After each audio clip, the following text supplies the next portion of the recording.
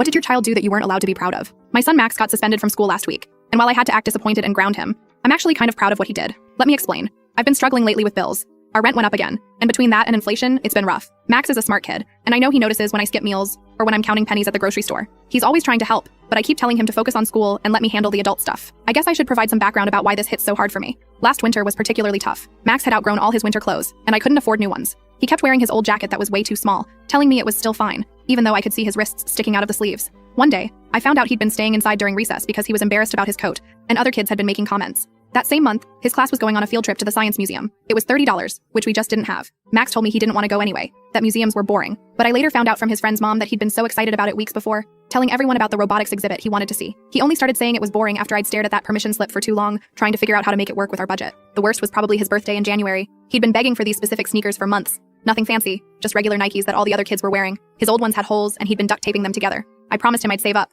but then our heating bill doubled, and that money had to go there instead. He pretended not to be disappointed, but I heard him crying in his room that night. The next day, he came to me with his piggy bank and tried to give me his savings to help with the bills. That broke my heart. Last Thursday, I got called into the principal's office. I had to leave work early, which meant losing those hours' pay, and I was already stressed about what Max could have done. When I got there, I found Max sitting outside the office with this weirdly calm look on his face. Inside, I met with Principal Randy and Vice Principal Elise. They started explaining how they discovered Max was running what they called an unauthorized business venture on school grounds. Apparently, my little entrepreneur had noticed that the school vending machines were always empty by lunch. Budget cuts meant they weren't being restocked regularly, and the cafeteria food was, in his words, basically inedible. So what did my son do? He went to Costco with his birthday money from his grandma, $200, bought bulk snacks and drinks, and started his own mobile convenience store out of his backpack. He was charging reasonable prices too, just enough to make a small profit while still being cheaper than the vending machines. Here's where it gets interesting. He didn't just sell randomly. He had a whole system worked out. He kept a notebook with inventory tracking, profit margins, and even customer preferences. He had regular customers who could pre-order their favorites. He even gave discounts to kids he knew were struggling financially. Apparently, he could tell by who was getting free lunch. The school found out because one teacher, Ms. Zara, caught him making a transaction in the hallway.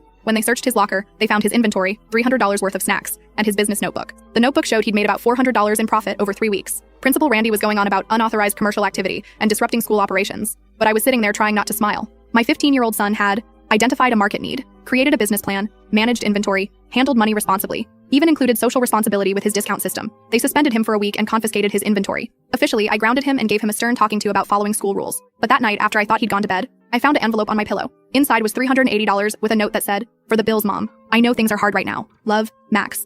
I sat on my bed and cried. Not because I was disappointed, but because my son had turned into this incredibly resourceful, caring young man despite all our struggles. The next morning, I told him I couldn't accept the money and made him promise to follow school rules from now on. But Reddit, here's my confession. I kept $80 of it because we really needed it for the electric bill, and I put the rest in a savings account for him.